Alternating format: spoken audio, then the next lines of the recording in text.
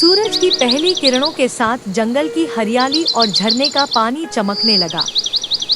पेड़ों के बीच से होकर आती हल्की धूप, पक्षियों की चहचहाहट और बहते पानी की ध्वनि ने पूरे माहौल को जादुई बना दिया। ऐसी ही शांत सुबह में एक लड़की जंगल की गहराई में चलती जा रही थी। उसकी आंखों में एक सपना था और उसके कदमों में आत्मविश्वास। उसके साथ था उसका प्यारा कुत्ता, जो हर ओर चौकन्ना होकर उसे देखता रहता था, और उसके कंधे पर बैठा एक नन्हा बंदर, जो बार बार इधर उधर देखने लगता। लड़की का नाम मीरा था। वह प्राकृतिक जीवन जीने और एक नया अनुभव लेने के लिए जंगल में आई थी। उसके पास न कोई मशीनरी थी, न कोई मददगार। वह सिर्फ अपने हाथों और जंगल से मिलने वाली चीजों के सहारे एक सुंदर घर बनाने का सपना लेकर आई थी। कुछ दूरी तक चलने के बाद मीरा एक खूबसूरत झरने के पास रुकी। यह जगह बिल्कुल वैसी थी जैसी उसने कल्पना की थी।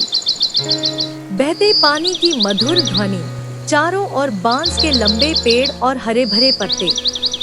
उसने अपनी आंखों से आसपास का मुआयना किया और मुस्कुराते हुए कहा, यहीं बनाऊंगी अपना घर। मीरा ने सबसे पहले बांस के पेड़ों को चुना। उसने देखा कि कौन से बांस मजबूत और लचीले हैं। फिर अपने साथ लाई हुई कुल्हाड़ी से बांस काटना शुरू किया। यह आसान काम नहीं था, लेकिन मीरा को हर बार जब बांस गिरता तो एक नई ऊर्जा मिलती। उसका कुत्ता कभी उसके पास बैठता तो कभी इधर उधर दौड़कर मानो उसकी सुरक्षा कर रहा हो। नन्हा बंदर, जो शुरू में कंधे पर बैठा था, अब पेड़ों पर चढ़कर चंचलता से उसे देख रहा था। कुछ घंटों की मेहनत के बाद मीरा ने ढेर सारे बांस इकट्ठा कर लिए। अब बारी थी पत्तों की। उसने बड़े बड़े ताड़ के पत्ते चुने, जो छत बनाने के लिए सबसे उपयुक्त थे। पत्तों को इकट्ठा करके उसने रस्सी से उन्हें बांध दिया। रस्सी भी उसने जंगल की लताओं से बनाई थी। मीरा ने बड़े धैर्य और कुशलता से सामग्री को तैयार किया। अब सबसे पहली जरूरत थी झरने पर एक मजबूत पुल बनाने की, ताकि वह अपना घर सुरक्षित ऊंचाई पर बना सके। मीरा ने बांस के मोटे तनों को झरने के दोनों किनारों पर रखा और उन्हें मजबूत रस्सियों से बांधा। उसने पुल को इस तरह डिजाइन किया कि वह पानी के तेज बहाव को भी सह सके। जब पुल बनकर तैयार हो गया, तो मीरा ने उस पर चलकर उसकी मजबूती की जांच की। उसका कुत्ता पहले थोड़ा हिचकिचाया, लेकिन मीरा के इशारे पर वह भी पुल पर चल पड़ा।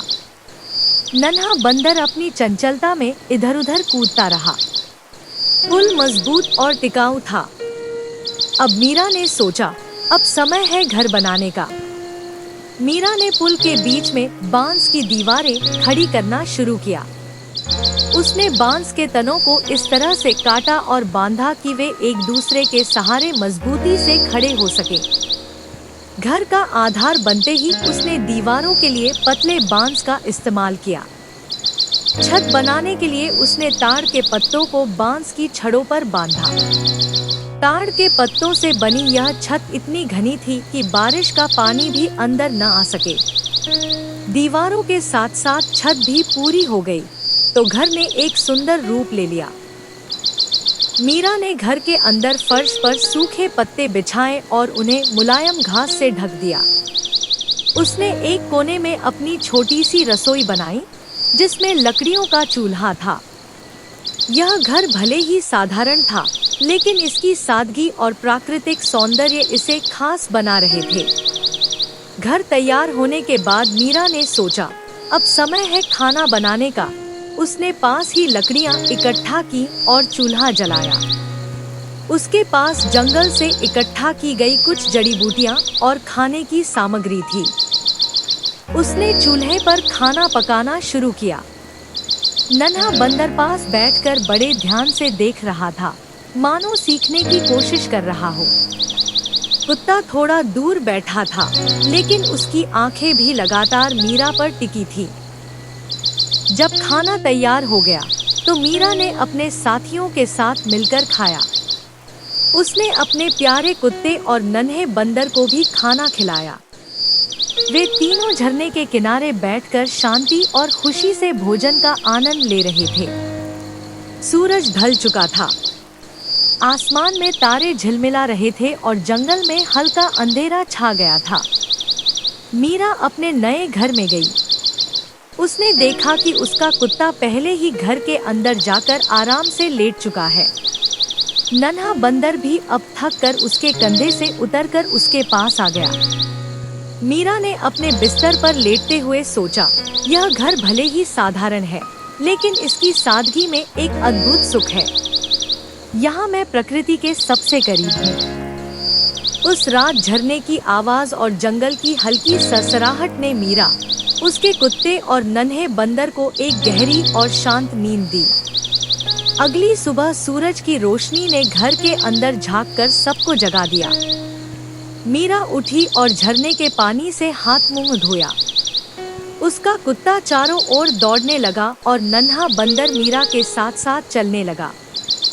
इस दिन की शुरुआत में मीरा ने अपने नए घर से झरने की खूबसूरती को देखा और मन ही मन धन्यवाद दिया। उसने सोचा, प्रकृति के साथ सामंजस्य में जीवन कितना सुंदर है। इसे महसूस करना ही असली सुख है। यह कहानी हमें सिखाती है कि साधारण जीवन में भी कितनी खूबसूरती छिपी होती है। प्रकृति के साथ जीने से हमें असली खुशी मिलती है। हर कदम पर हमें सीखने और अनुभव करने का मौका मिलता है। यह कहानी केवल जंगल में एक घर बनाने की नहीं है, बल्कि यह इंसान के मनोविज्ञान को गहराई से समझने का भी एक तरीका है। प्रकृति के करीब रहने का यह अनुभव हमारी मानसिक और भावनात्मक स्थिति पर गहरा प्रभाव डालता है। जब हम प्रकृति के साथ समय बिताते हैं, तो हमारा मस्तिष्क एक अनोखे संतुलन का अनुभव करता है। जंगल की शांति, झरने की बहती आवाज और पक्षियों की चहचहाहट हमारे दिमाग में चलने वाली तेज गतिविधियों को धीमा कर देती है। यह प्रक्रिया हमारे तनाव को कम करती है और हमें शांति का अनुभव कराती है। मीरा का अकेले जंगल में घर बनाना न केवल शारीरिक श्रम था, बल्कि यह मानसिक दृढ़ता और आत्मनिर्भरता का उदाहरण भी था।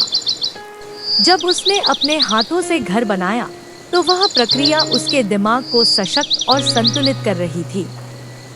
मनोविज्ञान कहता है कि जब इंसान किसी लक्ष्य को अपने हाथों से पूरा करता है, तो उसके मस्तिष्क में डोपामाइन नामक रसायन का स्राव होता है, जो खुशी और संतोष का अनुभव कराता है।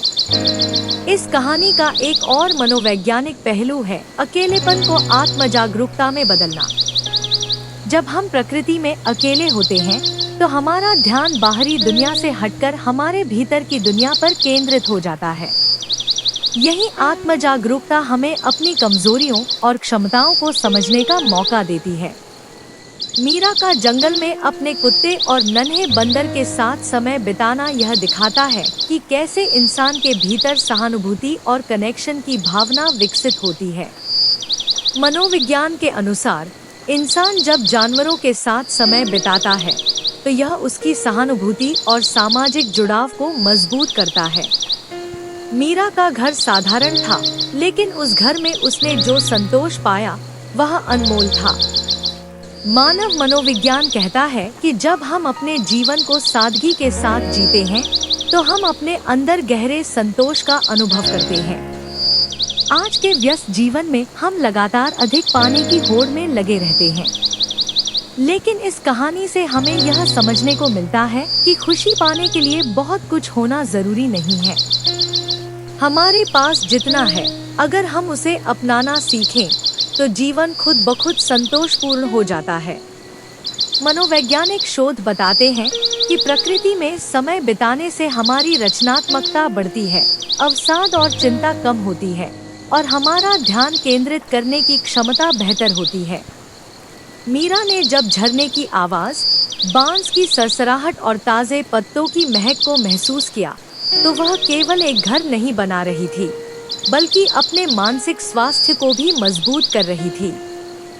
यह कहानी हमें यह भी सिखाती है कि जब हम प्रकृति के करीब होते हैं तो हमारा मस्तिष्क नए दृष्टिकोण अपनाने के लिए तैयार होता है। कठिनाइयों का सामना करने की हमारी क्षमता बढ़ती है और हम आत्मनिर्भर बनने की ओर कदम बढ़ाते हैं। इस कहानी के माध्यम से हमें यह समझना चाहिए कि जीवन का असली सुख सादगी में, प्रकृति से जुड़ने में और अपने भीतर के सामर्थ्य को पहचानने में है। जब हम खुद पर भरोसा करते हैं और जीवन को उसकी मूल स्थिति में जीते हैं, तो हम न केवल मानसिक रूप से मजबूत बनते हैं, बल्कि एक संतुलित और खुशहाल जीवन भी जीते हैं। तो चलिए इस कहानी से प्रेरणा लेकर अपने जीवन में भी प्रकृति को जगह दें, सादगी अपनाएं, आत्मनिर्भर बनें और जीवन के हर पल का आनंद लें। यही है मानसिक स्वास्थ्य और खुशी का असली रहस्य।